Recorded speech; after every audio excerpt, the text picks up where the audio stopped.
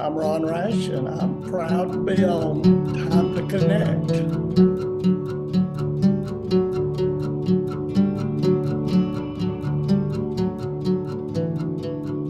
Hey, Ron Rash, thank you so much, man, for taking the time to connect. I really appreciate it. Glad to be with you today. It's a real honor, sir. I've been a fan for many years, and want to talk about obviously your poems, your novels, your short stories. Uh, but maybe let's just start with a little biographical information. Uh, where were you actually born and came up in this world? Yeah. Well, I was actually part of, I guess you would call the Appalachian diaspora. My parents were actually both from Western North Carolina, and they moved as young adults. They migrated down to a cotton mill town in South Carolina, Chester. So I was born there, and when I was 7, we moved back up into Western North Carolina. So that's where my family's been for a couple hundred years. So that's home, and Yeah, they were glad to get back, and I'd spent so much time with almost all my relatives were up there. So that wasn't much of an adjustment. I was just happy to be back up there. I got to go trout fishing more. nice, nice.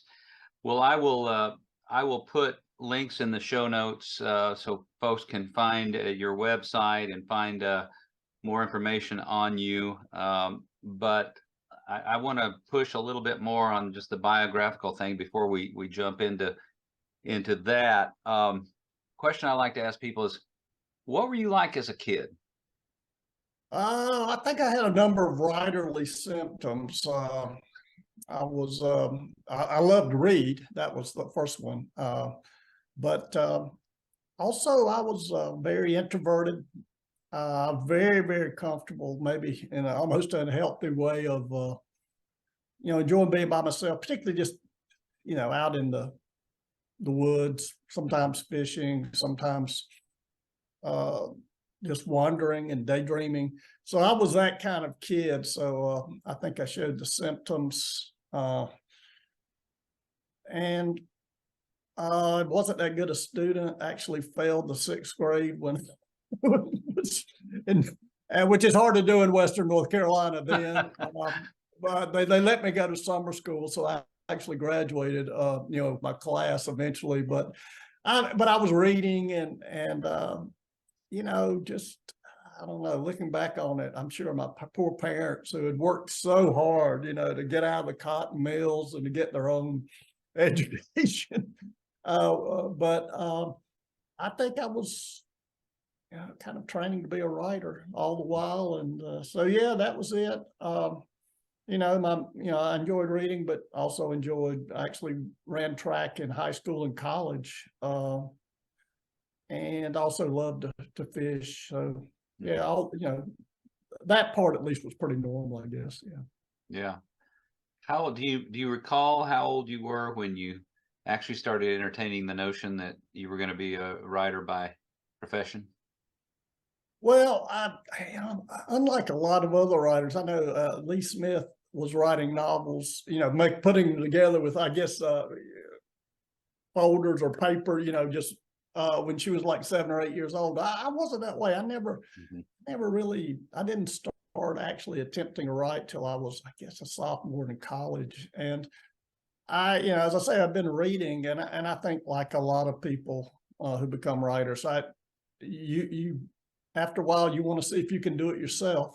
Mm-hmm. So I started writing, and as I say, in college, and really wasn't very promising, but I tend to be pretty obsessive. So I just decided I was going to, particularly as I got into my mid-20s, I was really going to commit to this, that I'd rather fail at it and not know if I could do it. And for a while, I was going to fail at it. But finally, as I kind of got into my about 27, 28, I started writing a couple of things that, I felt, this is not bad, not bad. Getting there. Not bad at all. How old were you when you finished One Foot in Eden? Oh, I was older. I was probably 48. I'd tried a couple of novels and had no success. By then I'd published a couple of books of stories, a couple of books of poems, but novels were very different. But that one, I don't know. I think different writers hit their strides at different times. And for me, novels, being able to write a novel, whether maybe I hadn't lived enough or known enough, but once I got into my late 40s, I just kind of hit a period there where I really kind of turned to primarily writing novels. And was that first one a good turning point? Once you got it done, felt like, okay, I kind of know how to do this now? Well, well, the terrible thing about writing novels is that it's as if you forget it as soon as you've done it. Okay. Yeah, but I knew, as I said, I'd attempted novels before, and I knew that they just didn't work. And I felt like, well, this one, I think this one's one I can feel good about. I mean, I just destroyed the others because they, Did you really? I said, well, I'll hold on to this, and so they no longer exist? no, and the world is better for it. Well, I asked you in correspondence if you would read the first paragraph of One Foot in Eden, and the reason why, Ron, I was on even though I have a undergraduate degree and a master's in English, and I taught literature for a while, I have to say I probably had heard your name, but I didn't know who you were, and whenever year that book must have been fairly new, because I was on a business trip and I was looking for something to read, and I was at a bookstore and just happened to pull that book off the shelf. And when I read that opening paragraph, I don't know why to this day, but it really touched me. It really resonated with me, and I've been a fan ever since. I've been reading you ever since, and I would love to hear you read that opening paragraph as a little selfish thing for me, because those are the words that got me hooked on your writing. Well, I'm glad to do that. Yeah. This is the sheriff in the novel. There had been trouble in the upper part of the county at a honky-tonk called the Borderline. Bobby had come by the house because he didn't want to go up there alone. I couldn't blame him. One badge, especially a deputy's badge, might not be enough. It was a rough clientele, young bucks from Salem and Joe Cassidy mixed with young bucks come down from North Carolina. That was usually the trouble. South Carolina boys fighting North Carolina boys.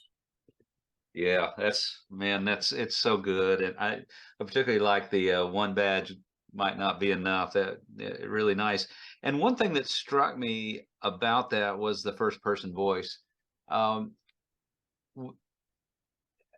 Just in terms of kind of compare, I'm going to leave second person aside because that's a whole different kind of challenge, but writing first person versus third person, what are maybe just general thoughts about that from your perspective? Well, I think for me, it's, I think primarily because I am a poet, and I spent so much of my early career reading and writing poetry.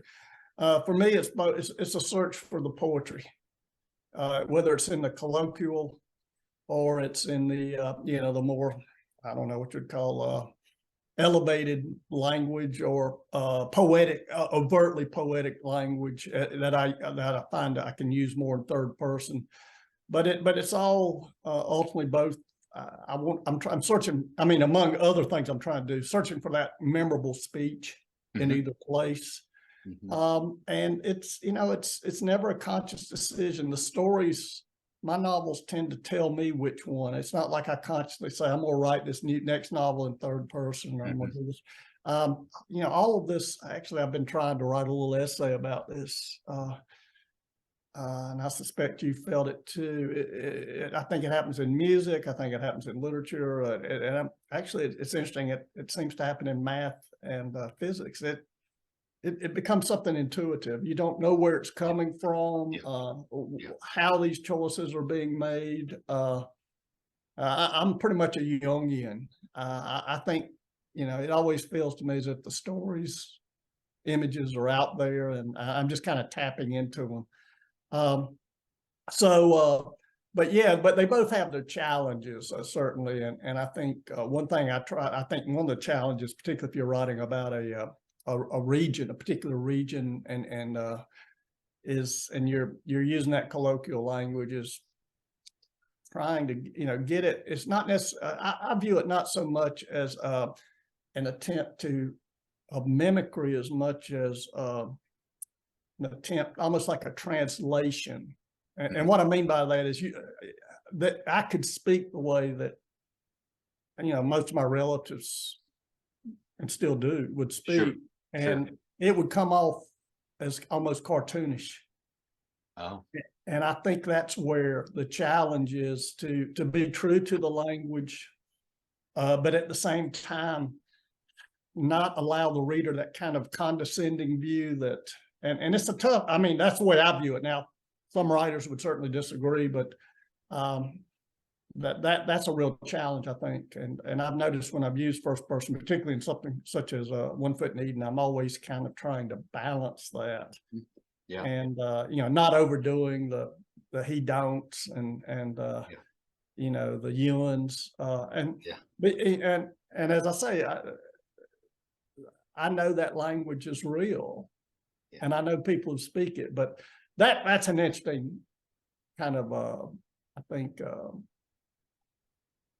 almost a sense of what a writer's attempting to do, trying to just make it through on the page. Yeah, and it's and even if you do capture that voice and it's authentic, it's not that person talking. Right. It's words on a page, and you have to strike that balance. One of my songs is actually about a small town Texas sheriff who murders his wife and gets away with it, but he's kind of haunted by her ghost. And I wrote it in first person, and it just feels funny to me, Ron, when I sing it. A lot of people like the song, and I've gotten a lot of compliments on it, but it doesn't feel like me talking.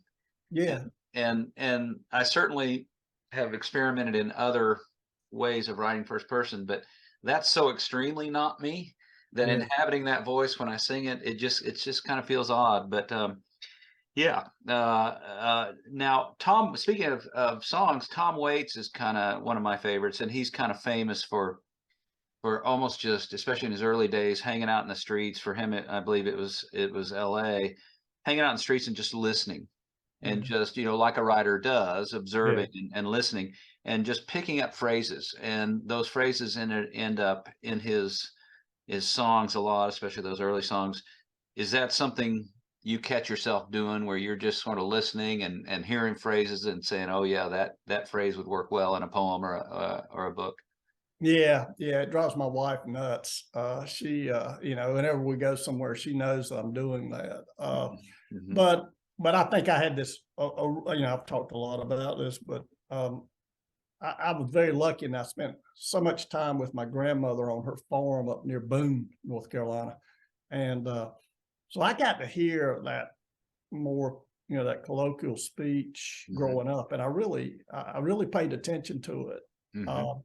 I think, and not that I thought, well, I'm going to use this later, but I was just aware of it, and I found it so interesting. But also, I think the thing that a lot of times people don't realize, particularly about folk speeches, I think that sometimes they'll view it as being, well, this is just this ignorant. But what I find interesting about folk speech, whether it's Gullah or Appalachian, whatever, is that it's very often very sophisticated. And I give this example all the time, but when I was about 17, my uncle, who was, probably had sixth grade education, tobacco farmer, cabbage farmer up near Boone. I went into Boone with him, and he saw me looking at a scantily clad young woman, and he turned to me and he said, "That girl hasn't got enough clothes on to wad a shotgun." And that, I can remember, years later when I was in graduate school, we were talking about what makes poetic speech. And that nails everything you can think of. I mean, it's surprising, but apt, it's inventive, unforgettable. Yeah, Um, it's and visual. I You mean, can almost see it too. Yeah. yeah, very visual. Yeah. Yeah, exactly. And I heard, and actually I had to wait 3 novels to get that in. So, but I knew I'd use it sometime.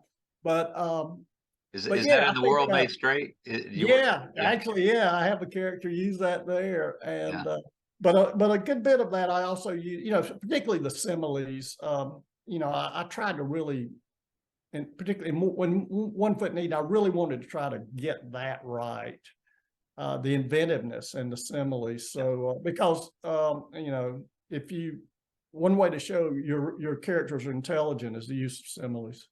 You cannot be stupid and make a simile because you're taking two yeah, unlike things and somehow connecting those. That's a sophisticated act. yeah, yeah. Well, nice. You have a new novel coming out. I think it's set for September. Is that right? Yeah, yeah, And maybe what we'll do, if you don't mind, is we'll finish this conversation with you reading a little bit from The Caretaker, if you will. sure. So let's shelve that. Make sure to get back to it. Um, Now, I was doing a little bit of poking around and looking at what folks have said about you, and I don't read much of that kind of stuff, but I saw that when you won the Frank O'Connor Prize, which had to be, you've won many prizes, but that had to be a really nice one for you. Judge Nadine O'Regan called Burning Bright a very bleak collection. I just wondered how you felt about that word bleak. Well, yeah, that's interesting. It's funny because my brother, I don't like to read my reviews but he does. He'll, sometimes he'll give me a little bit of a synopsis. Yeah, they liked it or they didn't, but he says that sometimes he'll get a phrase like that. Somebody said, that Rash is, inordinately, or depressed, Yeah. I think, I do put my characters tend to be in pretty bad situations. I put my characters in some bad situations. I will Yes. say that. Yes.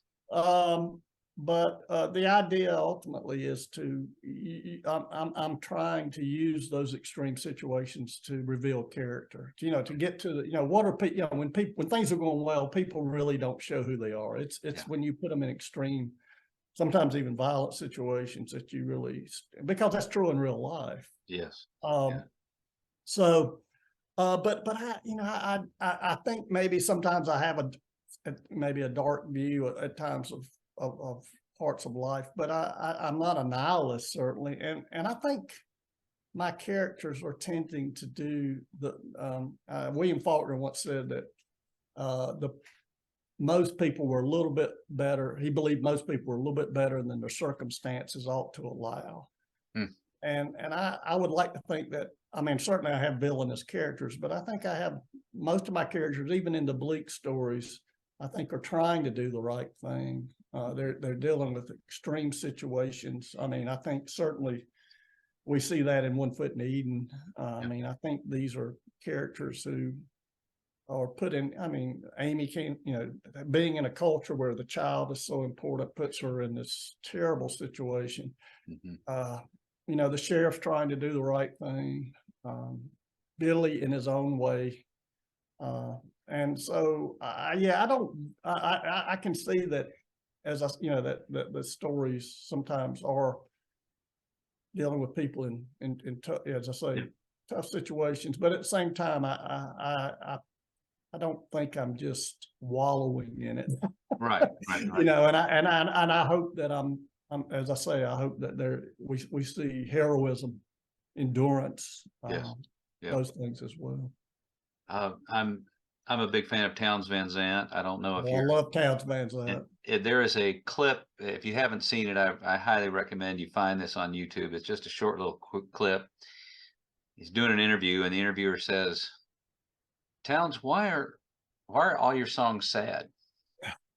And have you seen this one? Does this ring? Yeah, I And, think I have. and I know I've seen a bunch of those. But he go says, ahead and remind me. Yeah. he says, "Oh well, all my songs aren't really sad. Some of them are just downright hopeless." Yeah. But then he says, and this is the real coup de grace for me. He looks at him, and there's this look in his eye that's just piercing. And he said, "You don't think life is sad?" Yeah. Yeah. And just kind of, yeah. Okay. Well, let's see. Okay. Let's talk about for a minute the your Hollywood connections here. At least two of your works have been made into movies, Serena and The World Made Straight. Am I missing one? Is that No, no, that's it. Yeah, and were you involved in the screenwriting in those? absolutely no.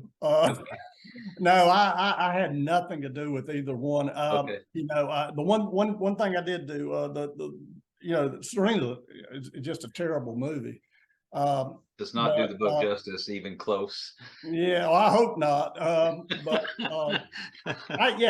I just had heard, I knew other writers who had movies made. I knew they weren't going to listen to me. And I just didn't want to get involved in it. That just doesn't seem to me a healthy situation for a Yeah. writer. Yeah. The World Made Straight, I didn't have anything to do with the script. I mean, I answered a couple of questions. The guy who did that movie, I think that's actually a good movie. Yeah. He wanted to know if I wanted to come see the filming one day, and I had no real desire to, and I didn't have anything like that with Serena. But my son's a big fan of Steve Earle. My son's very good guitarist, and Steve Earle was in that movie, and he wanted to meet Steve Earle, so he and I went up there, and I love Steve Earle too. And what was funny about that was that, I met, we were there, and Steve Earle and my brother my son started talking guitar. And after that, I was just left out. Yeah, that's Which funny. was fine, because they were really getting into, different guitars. And, Uh-huh. but, yeah, I just, they gave me a little bit of money. I took that. And the way I look at that is that, the good thing about even a bad movie such as Serena was it brought some readers that I didn't have. And the other thing you think about is just, a movie doesn't change a word in the book. Yeah, I think you have to just look at it that way and just weird, just let it go. Yeah, I'm it's something I've been curious about. It must be a very strange experience to have your book made into a movie, especially not a very good one.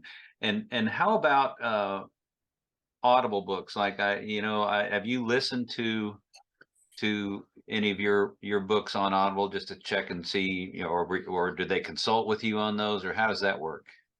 Uh, they didn't, the first one. I think that maybe Serena was first. The guy was dreadful. I had no input on that. Yeah. And, the rest of them, but actually for the Caretaker, I actually kind of pushed down harder on it. And I just said, I'm tired of people who sound like they're living in lower, Mississippi, that Boss Hog accent or whatever. Yeah. So I think I got a guy who's maybe going to be a little bit better at it. I did have some good readers for Nothing Gold Can Stay. Probably. And I listened to a little bit of Something Rich and Strange, and it wasn't wonderful, but it was pretty good. Yeah. Speaking of that, man, The Ascent is. I don't even know how to ask you about that. It's such a fabulous little story and a painful one. Bleak, I guess, is another word for that one. Anything in particular? I know this is an open-ended invitation just to talk about it, but I don't have a specific question other than I guess I'd just like to hear you say a few things about it. Yeah. Well, I think the thing that I don't like simple stories with and people characters who are simple. I mean, I'm sure I fail at that sometimes, but I think one thing that was important to me in that story was the parents not just demonizing them. I hope I did that, and because I think that would have been too easy. Yeah. But that story has an interesting genesis because a plane had actually crashed. A little Cessna had crashed near where I live, in Cullowhee, in the Pisgah. I think it was the Pisgah Forest. It wasn't in the Smokies Forest. I changed that, but it was found after 6 years by a bear hunter. And I remember reading just a paragraph when it was found. And I mean, they didn't even know where it was. And I cut that clipping out and I just kept it on my bureau for years because I knew there was a story there. And, I'd look at it occasionally. I think, well, for a long time, I thought, well, I'm going to write about this bear hunter, all this and that. And then I thought, well, maybe what if it were a hiker? They're kind of playing that. But my novels always start with an image in stories, just almost always. And one day I don't know why, I just got up and I don't even know if I glanced over there, but it just hit me. I said, I had this image of a child, and the child was going through snow. I could see his footprints in the woods, and I saw the plane. And I knew he was going to be the one to find it, but also, and this is that weird part about where does it come from? I knew that he was going to look in that plane, and and this plane's been there a while, and what he saw, he wasn't going to be horrified by. And I knew I had the story then. Yeah. But yeah, that was kind of waiting that one out. Yeah. No, it's very powerful. And you've taught writing. Are you still teaching writing, or how long? Yeah, well, I call it fiction writing. I don't call it creative writing. I don't think you can teach creativity, but yeah, I do at Western, and teach a fiction writing class. And but one thing I do is I make them read a lot. Yeah. I mean, that's how that, as I tell them first day of class, the best thing I can do for you is to show you, writers you may not have read. Yeah. And encourage you to read them. Yeah. If you're really serious about this. So, that's kind of my philosophy. Yeah, I do. And, I enjoy it because it's, I like seeing the enthusiasm, the lights go on when the students start to really get it and start to realize that it's not what really makes the story work is not the idea, but how you execute it, and just those kinds of aspects of it. So yeah, it's been an interesting experience for me. I taught for 20 years. I taught high school and a community college, and pretty brutal schedules. Yeah, and this has been a little bit a lot easier, and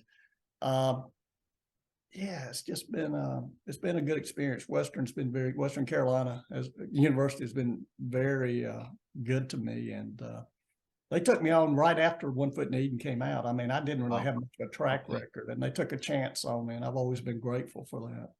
And are you now teaching people who want to be writers? Yeah. Yeah, that's got to be a lot easier. Oh yeah. It's not teaching freshman comp. That's tough. Yeah, that doing, I was teaching 5-6 classes a semester, and I was doing like 4 comps, and I did that for about 20 years. And it's not the worst job. When I think about what real work, as my uncles would tell me, working at Lowe's 40 years, we don't get the summers off. So yeah, it's been 25 years, 27 years or so since I taught freshman English or freshman comp, but I would imagine today with the attention span, and if you're not teaching people who want to be, good luck getting them to read.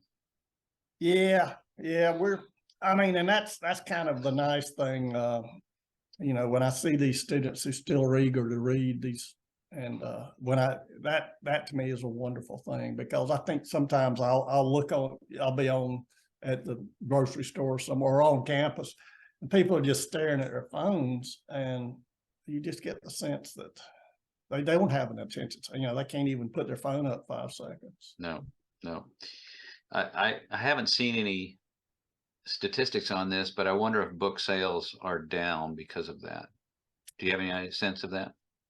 I don't know. What would be really interesting would be if literary, I hate terms like this, but the reading someone such as Faulkner or Joyce, if people are now reading more just I don't know. I don't want to sound, Yeah. more just kind of Pulp. cookie cutter. Yeah. Yeah. I think that's probably true. Uh, what do you say? Do you have anything to say about songwriting and how it might compare, or I'm assuming you're not a songwriter, but No, I've actually had several of my poems made into songs. yeah, It's been interesting. yeah. What would you say? Just as, I mean, obviously poems are much more akin to writing a song. Although, when you have someone who is really good at it, it's really boiled down to a story. Something like Townes Van Zandt's Pancho and Lefty. Oh yeah. You Yeah. know, how do you think about that? How do you think about songwriting and that process versus poetry versus maybe a short story? Oh, well, songwriting's really influenced me a lot. The music. I actually grew up, a little town I grew up in, North Carolina, Earle Scruggs' hometown. Ah, okay. And so, yeah, we were hearing a lot of bluegrass around there. And Earle would actually come back when I was a teenager. He would come back and do a series, for several years. He'd come back and play in town, kind of a town, and that was wonderful. Yeah. I've got a distant relative. Have you ever noticed how famous people have more relatives than most people? Well, and Yeah. I'm in a convoluted way. I'm kin to Doc Watson, Oh, and wow. because my mother's family's from Watauga County, Boone, and so I grew up hearing him. Yeah. And and I love music. I mean, I wanted to be a musician. When I was a teenager, I played guitar, or tried to, and I just didn't have that. It's a gift. It really is. My son has it. Uh-huh. And it's just amazing. I mean, he just can pick it up, and I couldn't do that, but I was certainly influenced by it, and particularly singer-songwriters that period, Dylan, of course, but also John Prine. Yep.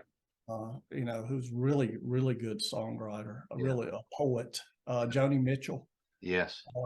And actually, I went to see Lucinda Williams about 3 weeks ago. Nice. Another great songwriter. So, and actually, I've written a poem that was about her in my last book. Okay. Poems. But yeah, I mean, and I think, part of the music, I'm very interested in sound in my fiction. Very interested. I mean, when I get to my final drafts, I'm more interested in sound than anything within the sentence. I mean, the rhythm, what's stressed, what's unstressed. Mm-hmm. And I think listening to music all these years has really helped with that. Yeah, that's interesting. In my songwriting, it's almost like meaning comes last. Yeah. I want. So it's not that I want it to be devoid of meaning, but I'm not too interested in a clear narrative or a specific point being made as much as I am the sound of the words have to, and unlike a short story, maybe it's not that unlike it, but it's got to fit the melody. Yeah. I think short stories are like that. Yeah, they have that same kind of rhythm, don't they? Yeah, they do. I mean, because everything's that's why I think short stories are the hardest to write. I think they're harder than poems or novels to do well. Mm-hmm. Mm-hmm. Well, we mentioned Steve Earle and a bunch of other musicians. We've not yet mentioned Will Johnson, and we should, because that's really our connection. So that's why I started communicating with you. You submitted an essay for my book on Will, which, by the way, it's taken forever. These things don't happen overnight. I'm hoping it's probably going to be a 2024 release now. At least it's in the process. It's had several readers now, and I expect it to come to me pretty soon, back to me pretty soon for edits. And so looking forward to that. And just remind people who are watching this how you're connected to Will Johnson. Yeah, we met at I think the Southern Book Festival. I don't know, it must have been, wow, I can't even remember. Was it 7, 8, 10 years ago? I'm sure but we met. I'd not heard his music then. Right. But he, he sent me a couple of CDs after we met, and good grief, I said, wow, this guy's really good. I introduced it to my son, who is the musician in the family. He actually got to see Will perform in Charleston, South Carolina. I wasn't able to go. But yeah, it's just that, one of the most amazing things, and this happens in literature too, is that very often the best musicians are the ones that you don't hear as much about. I mean, they're almost cult figures. Yeah. But they're doing the most interesting work. Mm-hmm. And, sometimes they'll break through, someone such as maybe Tyler Childers has, but I think Will, and now that he's with Jason Isabel, that I think that's going to get, but that group was so good. And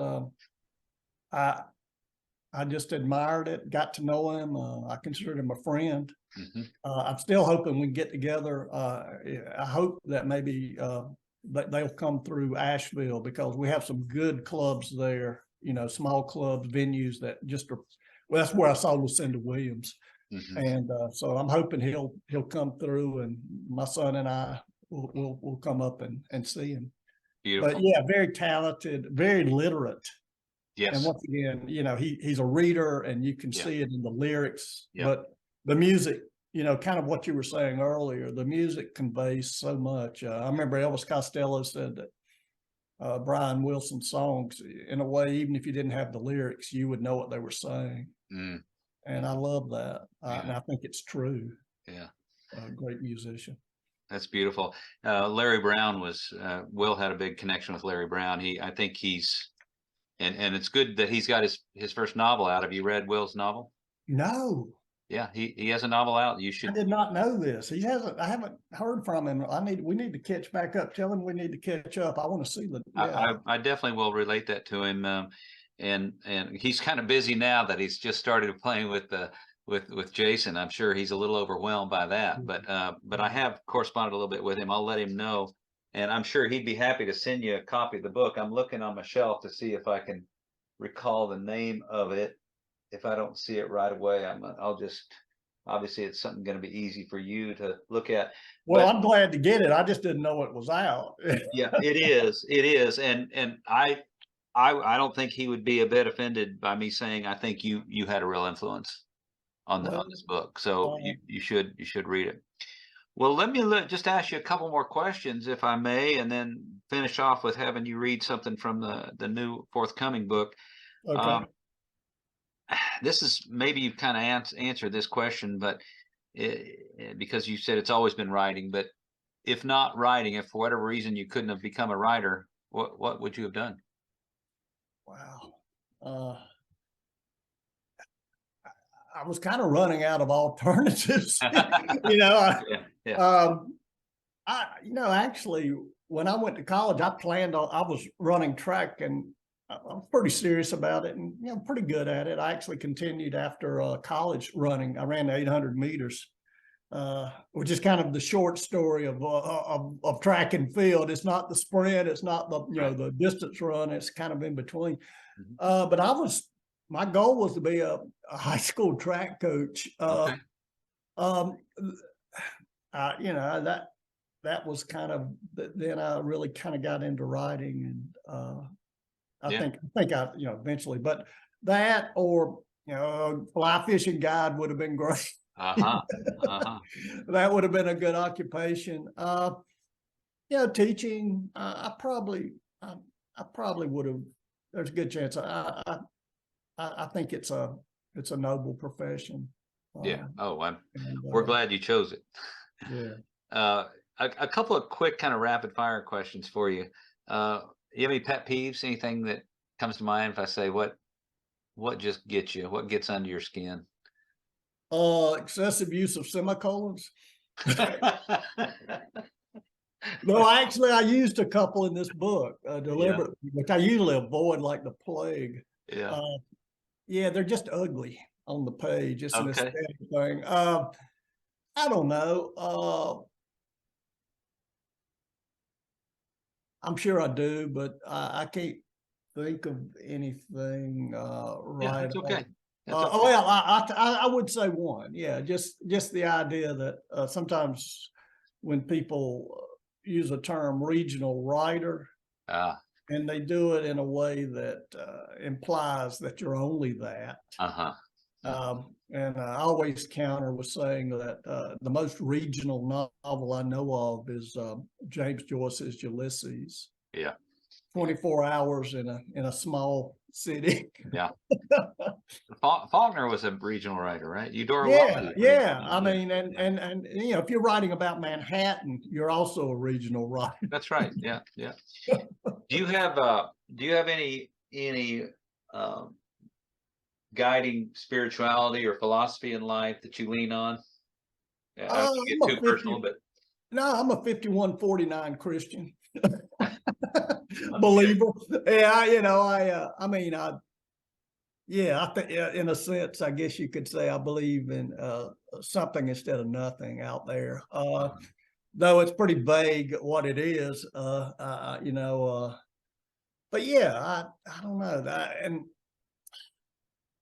I I think it's just a mystery, Yeah. and I'm comfortable with that. And I think you know, being a writer, you kind of get used to the idea that, I mean, because as I say, you know, whenever I write a novel or story, I mean, I obviously on some level I know where I got a lot of it, but sometimes these things just come unbidden. I mean, One Foot in Eden started with just all I had was an image of a farmer standing in his field and his crops were dying. And I knew that, you know, as I was, it was almost like a slow developing, one of those old Kodak cameras where you got the slow, you know, just kind of you start to see it more clearly each second. And I realized that in a way was emblematic of something else that was going on.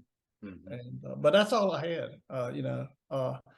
I was aware of what happened at that reservoir, you know, all those things, but it was just that triggering image, just as in the Ascent. You know, suddenly, you know, this image comes out of nowhere. You know, that wasn't anything in that article. It wasn't, you know, it just, you know, it wasn't a kid. It just, yeah. So, you know, that's kind of that. Yeah, I just find that pretty fascinating, all of that. So, Mhm. yeah. So this is an impossible question, but I always ask my singer-songwriters on here if you could listen to only one record and read, maybe not for a lifetime, but for the next month, you can only listen to one record. Let me ask a little different with you. If you could only read one thing for the next couple of months, one book, that's all you got. You're on a deserted island. You have one book. What is it? Oh, I'd probably reread for about the seventh or eighth time Suttree, Uh-huh. because we lost Cormac You sure McCarthy, did. you know, this week, and he had a huge influence on me, certainly. And I think you know, uh, that Suttree and Blood Meridian, The Passenger, The Road, those actually those four are just to me my favorites. Yeah, And he's um, amazing. yeah, his writing just holds up so well. Mhm. And Suttree, in some ways, it's just it's a poem. Yeah. It's an epic poem. It really is. And I think right now that would be the one I would take with me. Who are some of the other contemporary folks that you read?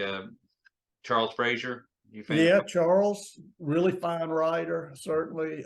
You know, we've got so many great writers in Appalachia right now. You know, I always go back to Robert Morgan and Lee Smith. They're the ones who really had a huge impact on me, showing me possibilities. Mhm. Fred Chappell, Mhm. you know, James Steele, Harriet Arnott. Yeah, those writers certainly, but more contemporary. You know, I'm a big fan of Alice Munro and Mhm. Annie Proulx, Mhm. both really great short story writers. Mhm. Certainly McCarthy. Yeah. I mean, we just lost him, but he's important. George Singleton, really good short story writer. I really admire him. And, you know, this is always a hard thing to do when, you know, because you're always going to leave off somebody and you'll Right. think, you know, Right. but those are good. But also, you know, there are writers overseas that I'm really interested in, particularly some of the Irish writers such as John Banville, Edna O'Brien, and some European writers I find really interesting. So I try to read widely. Yes. Yeah, but I actually I'm finding as I get older now that I'm going back more. I'm not reading as much contemporary fiction. I'm kind of going back to some of my old favorites. Going back to Faulkner and O'Connor, but also even deeper, going back to Keats, Hopkins, Shakespeare. Okay. And I think that it's almost like revisiting old friends. Yeah. I noticed you haven't mentioned Hemingway. What are your thoughts? Yeah. Yeah, I do. And actually I went back and reread The Sun Also Rises, and boy, it holds up. Oh, it sure does. And the Nick Adams stories, certainly. Yeah. Yeah, there was a kind of a period there where I kind of went away from him, but that's interesting you bring him up, because in the last year, as I said, I went back to The Sun Also Rises and kind of forgotten how groundbreaking that book is. Yeah. Yeah. And of course, the short stories, and I think sometimes we forget how influential he was, not just in the United States, but worldwide as far as the short story. Yeah. Yeah. Well, Ron, I realize I've already taken more time of your time than I said I would. So I would love it if you'd take us out by reading a little bit from your forthcoming novel, The Caretaker. Yeah. Well, I will, and maybe just to take a minute to kind of set it up and tell you, this book has been the hardest thing I've ever written. And usually I can write even my longest novels, such as Serena, took 3 years, but this one's taken 6 to 7. And I just kept making wrong turns. And I think one of the worst things that probably happened was I'd heard a story about 30 years ago, and I knew sometime I was going to write it. And I just kept finally, but it's a true story. A woman had married a soldier, married in a small town in the South, and married a young man. They were both very young, I think maybe teenagers, 18, 19, and against his parents' wishes. His parents were from a wealthy family or wealthier, and they viewed her very dismissively, and he got drafted and was overseas, and they actually had her killed and told him that that she had died of natural causes. And and what's interesting, this story is, I remember my friend telling me this story, and he never explained it. Did they find out, or was it just that people in the community knew it? He never realized it, or what happened, which is fine, because it really gave me a good, it gave me a kind of an allowance to go with it. But I just kept getting stuck on it. But finally, once again, I had an image, and it was an image of a woman coming to a graveyard in the middle of the night. She was kneeling beside a stone, and she was in mourning clothes, and I realized she'd come to mourn at her own grave. So just kind of, that's, once I had that it kind of started working. But anyway, I start off the novel with him in North Korea, or not. He's in Korea during the Korean War. He's on a frozen river, and he's thinking about her. It's a moon, moon is out, full moon. The river's frozen over, so it's shining down on it. And he knows that sometimes the North Koreans will come over at night and, kill a soldier, sometimes just knife a soldier and kill him. So anyway, he's on guard duty right on the river by himself. And he doesn't know, suddenly someone comes out of the dark and hits him. They start fighting, and then they fall onto the ice. And they're out there on the ice, and they know if they shout, they're going to get fire from both sides. So they're having to kind of fight out there on the ice in silence. They tumbled off the bank and onto the ice. It did not break, and the landing knocked them apart. The M1 slipped free and skittered out of reach. The North Korean wore only a sweater. He was shorter than Jacob, but square-shouldered like a wrestler. His hand still gripped the knife. Both men panted, each breath whitening the air between them. Once their breathing steadied, they listened. Both banks were silent. Jacob jerked off his gloves, pulled his bayonet from its scabbard. Neither man tried to stand.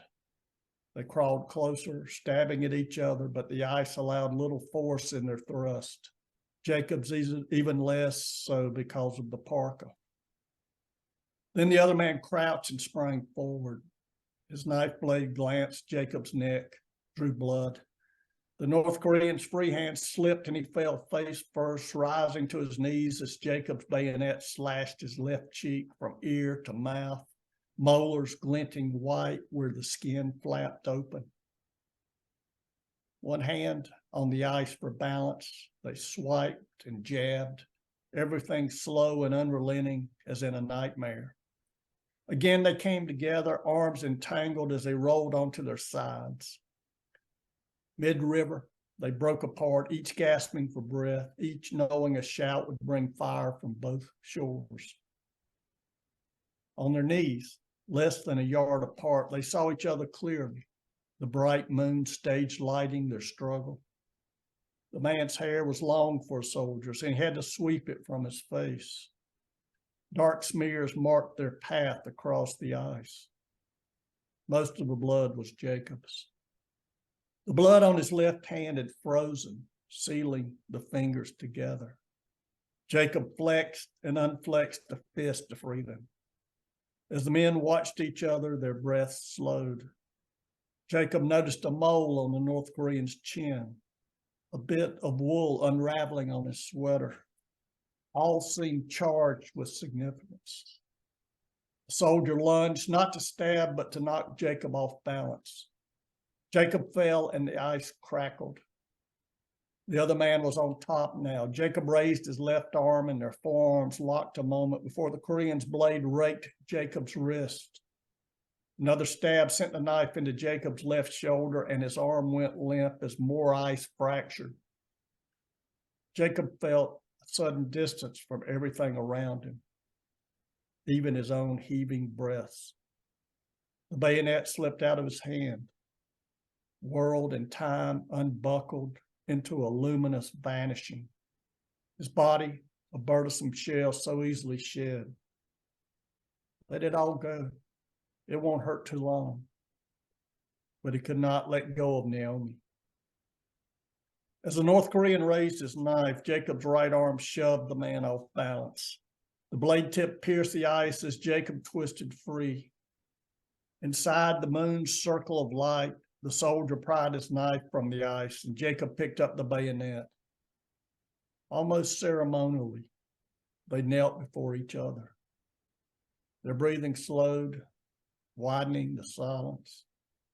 Rising into a crouch, the North Korean slipped, fell backward, his flexed elbows breaking the ice and plunging him into the water. Half submerged, but still wielding the knife, the man sought purchase, lifted one arm onto the ice, then the second. Jacob dropped his bayonet, crawled forward, and shoved the Korean under. When the head thrashed to the surface, Jacob, flat against the ice now, grabbed a fistful of hair and shoved harder, deeper. As he did, a spar of ice broke off beneath his right forearm. For a long moment, the arm, flexed rigid, hovered above the dark water. Time slowed more. Moonlight pressed against his back as if it too had weight. Jacob eased the arm back. Sternum pressed against the ice. He tried not to breathe, but the pounding of his heart could not be stilled. To be my heart that breaks it, Jacob thought, almost in wonder. The beating slowed. He tightened his stomach muscles, lifted his arms and chest off the ice, breathed. He placed his right hand beneath his stomach, pressed just hard enough to raise himself and balance the weight between hand and knees. He carefully turned, slid the bayonet into its scabbard, and eased his body onto firmer ice. Then Jacob heard a tick and a second one. He looked back, saw no movement on the bank. A third tick came, and Jacob realized that the sound came from downriver and not on the ice, beneath it. Then the knife blade broke through. It gleamed like a silver flame in the moonlight. Jacob waited until certain the blade remained motionless.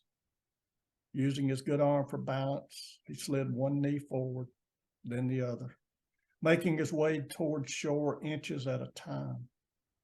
For the first time, he was scared. Jacob could almost feel a rifle barrel steadying its aim on his back. He thought he heard a whisper from the opposite bank. Keep going, he told himself. They'll shoot you, whether you move or not. Jacob finally felt sand and pulled himself ashore.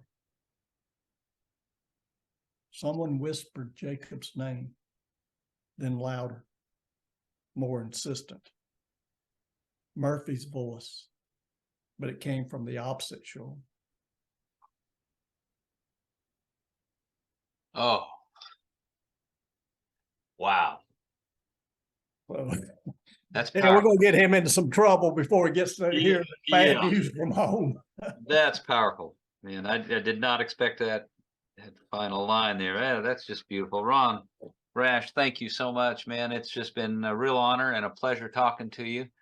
I really do appreciate it. And again, I'll put links in the show notes, but I encourage anyone who's not read your works to do so. And looking forward to this new novel coming out in September. Okay, well, thank you so much. It's been fun, and hope to see you in reality sometime. Right on, Ron. Thank you so much. Okay. Bye-bye.